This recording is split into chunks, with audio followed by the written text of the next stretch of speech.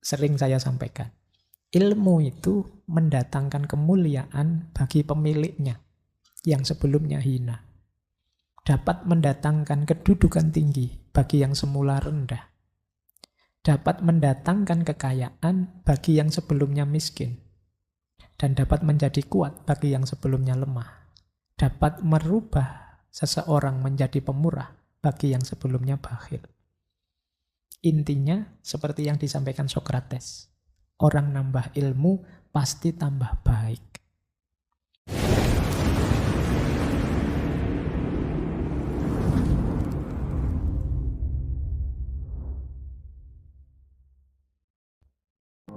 Assalamualaikum warahmatullahi wabarakatuh. Bismillahirrahmanirrahim. Nah, sekarang kita membahas pengetahuan. Menurut Ikhwanus Sofa, pengetahuan itu sifatnya muktasabah semua. Kita upayakan. Tidak ada pengetahuan bawaan. Ini menarik kalau dijajarkan dengan teori tabula rasanya John Locke dulu. Jadi manusia itu begitu dia lahir kosong, fitrah, fitri. Pengetahuan itu diperoleh dalam pengalaman. Jadi pada mulanya jiwa kita jernih, bersih, kosong. Pengetahuan itu ketika indera berfungsi, akal berfungsi, pengetahuan lahir. Jalurnya apa? Di situ ada penjelasannya. Pengetahuan itu bermula dari namanya al-quwah al-mufakkirah. Kemampuan berpikir, daya berpikir. Kalau kita paham, masuk sudah itu. Kalau tidak paham, mental. Nah, kalau sudah masuk apa yang terjadi, yang mengolah kemudian bagian namanya al-quwah al-hafidhah. Daya simpan. Nah, ada orang yang daya simpannya kuat, ada orang yang daya simpannya lemah. Yang daya simpannya kuat, membaca sekilas sekali hafal terus. Yang daya simpannya lemah, bolak-balik membaca, ndak ya ingat-ingat, lupa terus. Itu hubungannya dengan al-quwah al-hafidhah. Kalau sudah tersimpan, maka pada saatnya akan dikeluarkan. Pengeluaran pertama pada apa? Al-quwah an-natikoh, daya tutur. Jadi diungkapkan, atau dijalankan, atau direproduksi. Jadi itulah rutenya pengetahuan dalam diri kita. Masuk lewat gerbang mufakkirah, tersimpan dalam al-hafidhah, dikeluarkan lagi lewat natikoh, dan direproduksi lewat amal perbuatan. Nah, yo nanti ada yang berhenti di mufakkirah, ada yang ngendon di hafidhah, ada yang natikoh saja, ngomong tok ndak dijalankan. Ada yang paham ndak paham, pokoknya saya jalankan. Nah, itu macam-macam kondisi setiap orang. Itulah hakikatnya pengetahuan. Oleh karena itu, kata Ikhwanus Sofa, jalannya pengetahuan itu ada 3. Yang pertama dengan panca indera, yang kedua dengan akal, yang ketiga melalui inisiasi atau otoritas. Yang 2 yang pertama teman-teman paham lah ya, pengetahuan itu lewat panca indera. Apa saja panca indera itu? Mata, telinga, hidung, apalagi? Lidah, terus kulit. Oh. Mata untuk melihat. Telinga untuk hidung, bau, cium. Kalian kalau ciuman pakai hidung. Terus, dia karena yang hidung. Lidah untuk merasa. Kalau pacarmu ngamuk, kamu mbok yang perasaan, kamu melet-melet gitu. Katanya lidah untuk merasa. Jadi kamu disuruh, mana perasaanmu? Terus kamu melet-melet. Gitu. Katanya lidah untuk merasa. Kulit untuk meraba. Kamu kalau meraba-raba itu pakai kulit ya, enggak pakai tangan. Gini ya kamu kosot itu pakai. Oke ya. Ternyata panca indera saja kita enggak menguasai, masih bingung. Ya dari situ kita bisa dapat pengetahuan. Sebagian besar wawasan kita ya lewat panca indera. Karena tadi kita lahir kosongan, ya tentu saja pengetahuan kita sumbernya semua yang kita lihat, yang kita dengar, yang kita rasakan.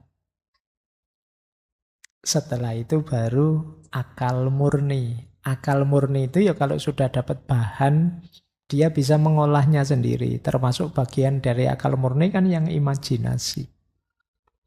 Mikrofon seperti ini itu kan membayangkan gimana caranya mikrofon yang tidak perlu dipegang tapi efisien. Kemarin mikrofonnya besar. Mungkin ada orang, mbok yo jangan besar-besar lah ya, nanti gampang jatuh. Cari yang simple, ringan, imajinasi. Tapi mengandalkan informasi yang sudah ada sebelumnya, dikombinasi, dipisah, dan lain sebagainya. Itu akal. Nah, akal itu punya keahliannya sendiri. Kadang-kadang dia bisa bulut-bulut sendiri, bingung-bingung sendiri.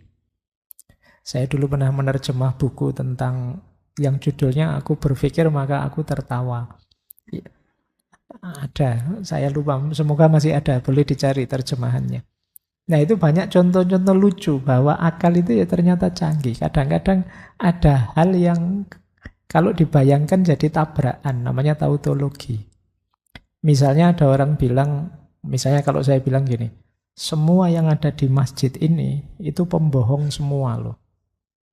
Nah itu begitu kalimatnya itu kan terus kalian bilang, loh Bapak kan juga ada di masjid ini. Berarti saya juga pembohong. Kalau saya pembohong, berarti yang saya katakan kan bohong. Kalau yang saya katakan bohong, berarti kan kebalikannya. Kalau saya bilang semua yang di masjid ini pembohong, sebenarnya semua yang di masjid ini jujur. Artinya kan itu. Tapi kalau dilanjutkan bulat lagi, kalau memang kebalikannya, berarti kan semua yang di masjid ini jujur. Berarti saya kan juga jujur. Kalau saya jujur kan yang saya katakan tadi kan berarti benar bahwa semua yang di masjid ini pembohong. Loh kan bulat ya. Itu namanya tautologi kalau dalam ilmu logika. Nah itu diantara kecanggihannya akal. Jadi bisa macam-macam situasinya. Maka harus hati-hati. Kayak kalian merasa, silogisme itu gampang Pak. Semua manusia mati, saya manusia maka saya nanti mati. Tapi kalau contohnya begini, semua laki-laki adalah bapak, saya laki-laki maka saya bapak. Oh, kamu pacar aja belum dapat sekarang jadi bapak. Maka harus ngerti teorinya, ngerti ilmunya ya, logika. Nah, ini yang kedua, akal murni. Akal murni memerlukan panca indera untuk mendapat data. Yang ketiga, pengetahuan bisa diperoleh, kalau ini agak mistik, lewat inisiasi atau otoritas dari guru. Cuma istilahnya inisiasi. Inisiasi itu mirip seperti baiat. Ini nanti yang antara lain mengindikasikan, ini ternyata ada ajaran-ajaran esoteris khas Ismailiyah. Nah, kenapa? Karena di situ dijelaskan pengetahuan itu bisa langsung dari guru. Guru dapat ilmu dari siapa? Dari imam. Kata-kata imam itu yang mengindikasikan ada si A. Nah, imam dari imam yang lain. Imam yang lain terus nanti sampai puncaknya nabi. Nabi dari Allah. Nah, Ini jalan pengetahuan menurut Ikhwanus Sofa. Ya monggo saja kalian bisa mengalami sendiri, menggunakan akal, atau mempercayai otoritas. Selama ini kan hanya 3 itu jalan pengetahuan yang kita dapat. Pengalaman, pikiran, dan otoritas. Otoritas itu yang dipercaya. Kemungkinan besar yang kita gunakan selama ini sebagian besar ya kalau tidak dari pengalaman ya dari otoritas. Akal itu paling jarang biasanya. Karena berat. Kalau otoritas kan gampang. Ngomong apa langsung saja diikuti. Karena dia memang ahlinya. Hidup kita sebagian besar itu. Misalnya tentang IT, ya saya percayakan ahli IT. Tentang kesehatan saya percaya dokter, kan begitu. Nggak berpikir sendiri, nggak nyampe. Kalau berpikir sendiri berat, kalian ke dokter, terus dokternya ngasih resep, sebentar dok, saya harus kritis ini, ya nggak bisa. Kamu tidak ngerti ilmu nih, maka yang bisa kamu lakukan percaya saja. Karena dia yang punya otoritas. Sebagian besar mungkin itu. Kamu percaya pada otoritas. Sebagian lagi pakai pengalaman. Nah, hanya sebagian kecil yang kamu pikir sendiri beneran. Kadang-kadang pilihan jurusan, pilihan kuliah aja kamu tidak mikir kan. Pokoknya yang diterima yang mana ya itulah Pak pokoknya. Baik, ini jalan pengetahuan. Nah, kemudian Ikhwanus Sofa juga punya klasifikasi pengetahuan. Klasifikasi ilmu. Secara umum mereka membagi ilmu jadi 3. Yang pertama matematika, yang kedua fisika, yang ketiga metafisika. Lagi-lagi dasarnya ilmu ternyata matematika. Bilangan, geometri, astronomi, geografi, musik, seni teoritis dan praktis, etika, logika. Fisika termasuk materi, bentuk, gerak, waktu, ruang, langit, generasi, kehancuran, mineral, esensi alam, tumbuhan, hewan, tubuh manusia, indera, kehidupan dan kematian, mikrokosmos, suka, duka, bahasa. Wah, itu luas sekali. Kalau yang metafisika, ada 2 bidangnya. Yang pertama psikorasionalisme, yang kedua teologi. Psikorasionalisme itu fisik, tentang rasio, tentang wujud, tentang mikrokosmos, tentang jiwa, tentang cinta, tentang kebangkitan, tentang kausalitas. Ternyata ada juga tentang cinta. Kalau biasanya kalian kan kalau ada tema-tema cinta tertarik, boleh dibaca risalahnya Ikhwanus Sofa.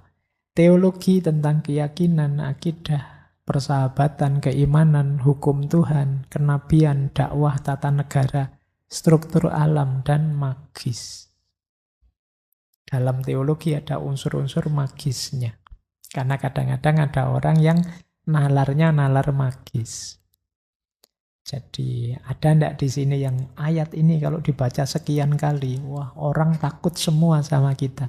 Itu logika magis.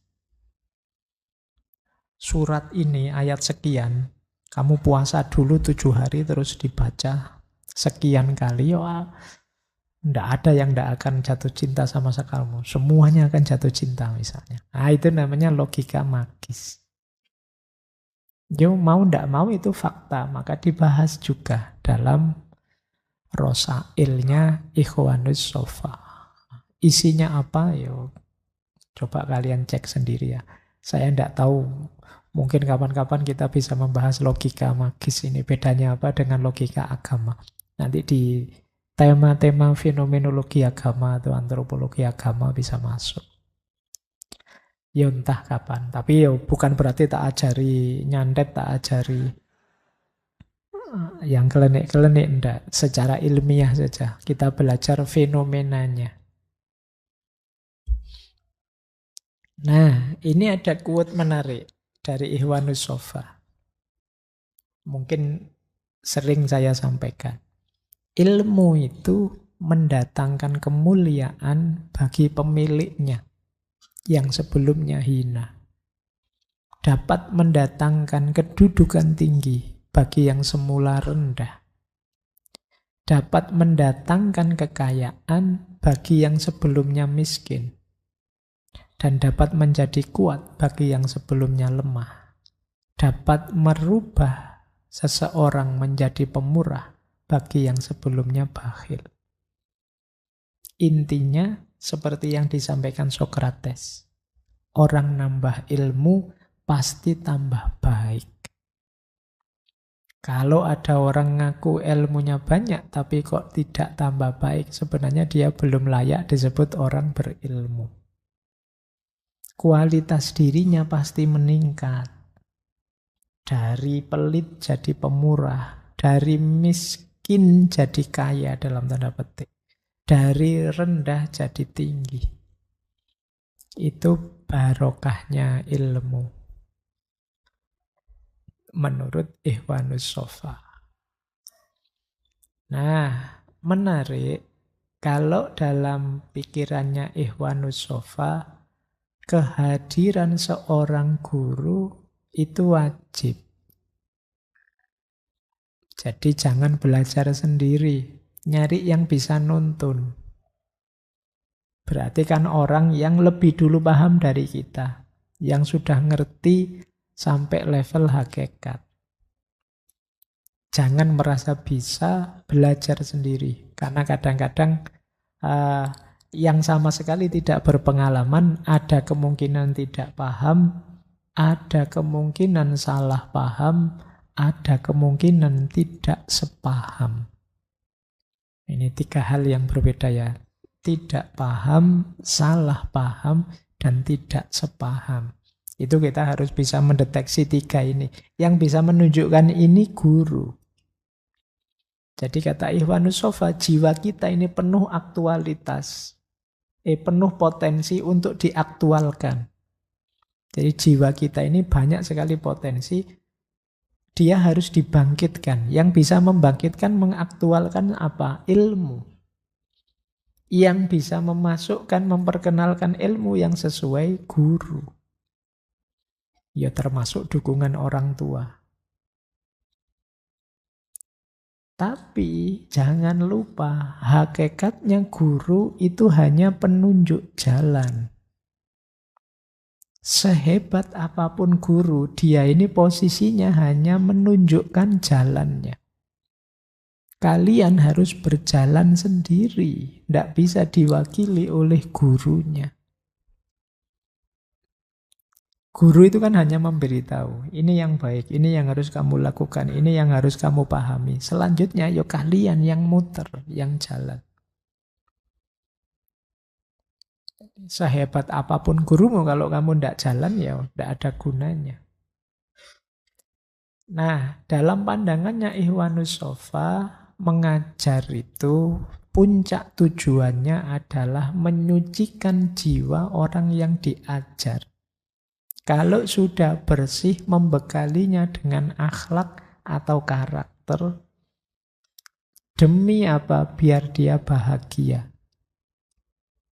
Di dunia dan di akhirat. Jadi kalau ada para guru malam hari ini yang hadir, ayo diluruskan niatnya. Tujuan ngajar semoga tidak hanya berorientasi gaji, meskipun itu penting. Ya, biarlah yang lain yang mikir gaji, kamu mikir muridnya saja. Karena ini sedang membentuk generasi. Beri ilmu apa saja yang mereka butuhkan, tapi jangan lupa 2 hal ini. Kalau dalam bahasa tasawuf, takholli dan takhalli. Membersihkan yang kotor-kotor yang ada dalam diri mereka dan mengisinya dengan yang baik, yaitu akhlak, karakter. Jadi jangan ada yang hanya ngisi ilmu saja, lupa bersih-bersih, lupa ngisi yang baik. Kenapa begitu? Karena karakter dan bersihnya jiwa itu nanti jadi wadahnya ilmu. Diri kita ini akan jadi wadahnya ilmu. Murid kita akan kita isi dengan ilmu, maka kita bersihkan dulu wadahnya. Kuatirnya apa? Kalau jiwanya masih kotor, wadahnya masih kotor, diisi dengan ilmu yang jernih, yang baik, yang manfaat, nanti yang baik, yang jernih, yang manfaat terkontaminasi oleh kotornya wadah. Orang sombong diisi dengan ilmu kelas tinggi yang bagus, yang hebat. Ya ilmu tadi hanya akan jadi kendaraan dia untuk menyombongkan diri. Orang dengki diberi ilmu yang luar biasa. Ya ilmu tadi akan dia pakai untuk menghancurkan orang yang dia dengki. Maka wadah harus bersih sebelum diisi. Itu diantara yang harus dilakukan oleh guru. Kalau saya dan kalian kan bukan guru murid ya, kita teman belajar saja. Karena berat kalau harus jadi gurunya kalian. Murid itu kok yang ini susah. Jadi ini ilmu dan guru. Nah kalau ini sering teman-teman lihat ya, adab pembelajaran. Murid adabnya dua, tawaduk dan takzim. Guru juga adabnya secara umum dua, yaitu lembut dan penuh kasih sayang. Plus, tidak boleh kecewa kalau muridnya lambat. Dan juga tidak boleh pamrih imbalan. Itu adabnya guru. Syaratnya 7 kalau ingin mendapat barokahnya ilmu. Yang pertama apa? As-su'al was-sumtu. Ya bertanya ya diam. Jangan ngomong terus ya jangan diam terus. Kalau tidak paham ya tanya. Tahu kapan diam, kapan tanya. Yang kedua al-istima', mau mendengarkan.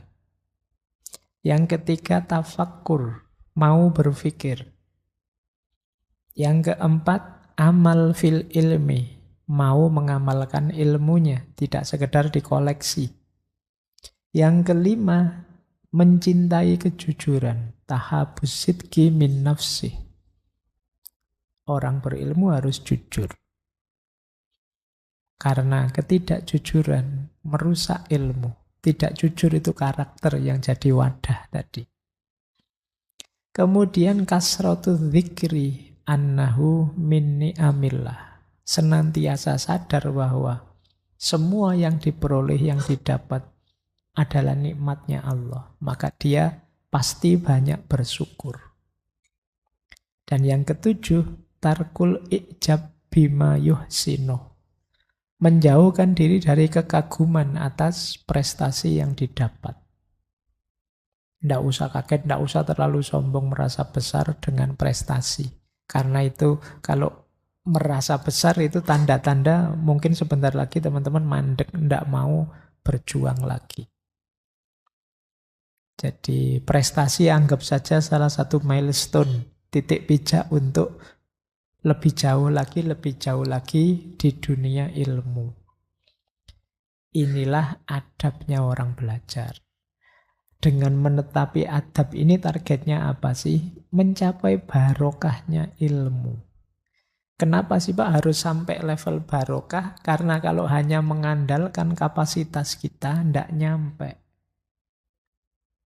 Hidup ini kan yang dikejar 3. Ada manfaat, ada maslahat, ada barokah.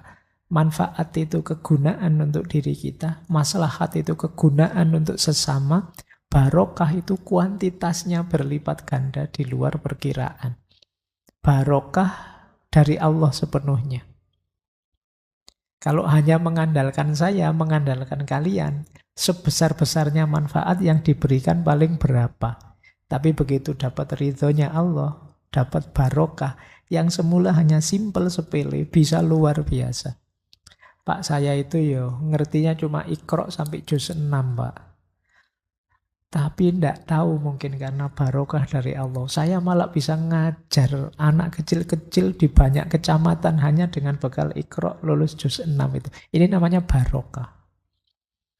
Sementara mungkin yang lain yang bacaan Qur'annya bagus, mungkin sampai hafal, tidak terlalu memberi manfaat. Saya yang hanya sampai juz amma, sampai iqra, bisa mengajar kemana-mana. Ini namanya barokah.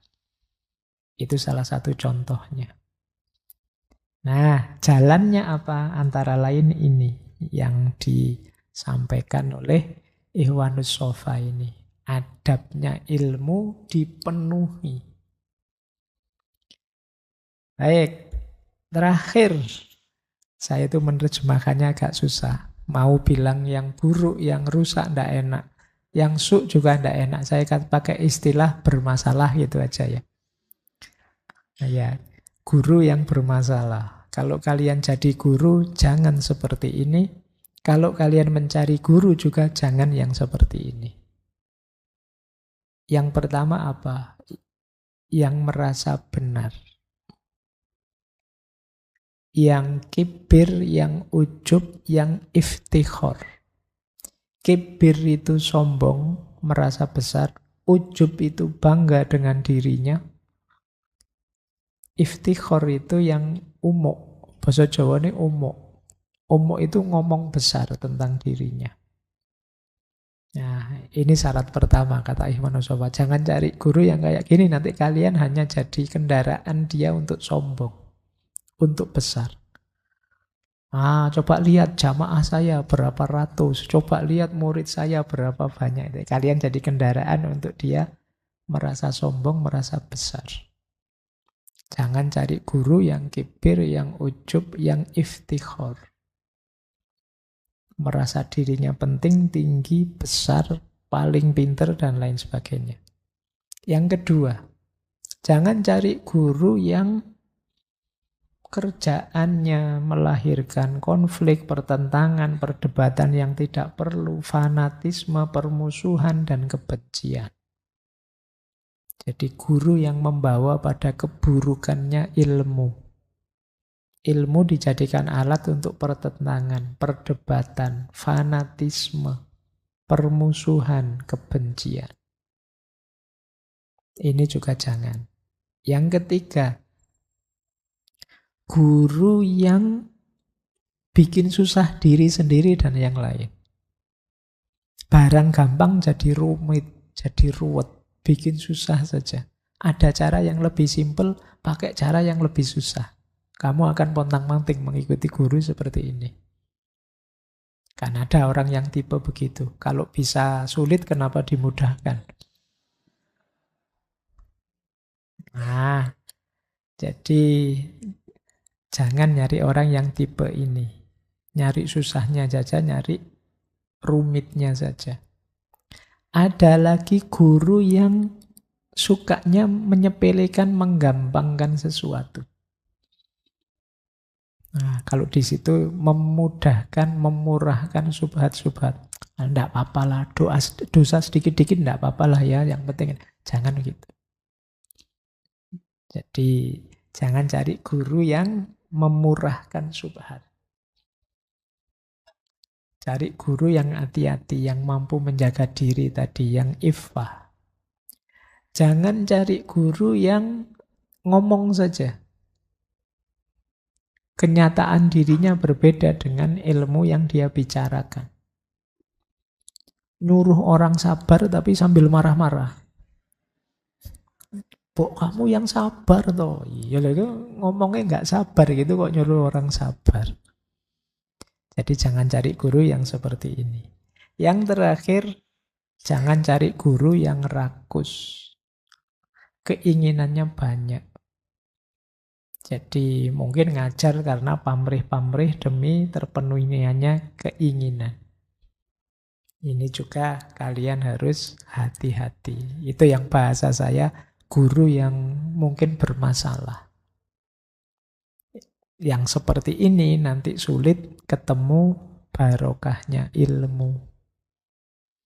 Karena kalian pun kalau berhadapan dengan guru seperti ini kan paling yang geruneng, gerundel, ndak kerasan. Dengan gerundel itu saja ya sudah sulit tawaduk dan taklim. Nah, maka jangan spekulasi nyari yang tipe kayak gini. Baik, saya kira itu ya teman-teman untuk materi malam hari ini, Ikhwanus Sofa. Ya tentu saja, seperti saya sampaikan tadi, gagasan-gagasan mereka masih sangat banyak, sangat luas dari berbagai bidang ilmu. Yang saya sampaikan ini hanya sebagian sangat kecilnya saja. Semoga memicu teman-teman untuk mendalaminya lebih jauh. Ya siapa tahu ternyata saya salah ngutip, salah memahami mungkin saja. Maka jangan ditelan begitu saja. Yuk kalian kritisi, kalian dalami kalau memang tertarik. Paling tidak seperti saya sampaikan tadi ya, kita jadikan nawa itu, belajar kita itu bagian dari upaya mencari barokahnya ilmu demi kualitas diri kita dan lingkungan dan masyarakat kita yang lebih baik. Oke, saya kira itu, kurang lebihnya mohon maaf. Wallahul muwaffiq, wallahu a'lamu bissawab. Wassalamualaikum warahmatullahi wabarakatuh.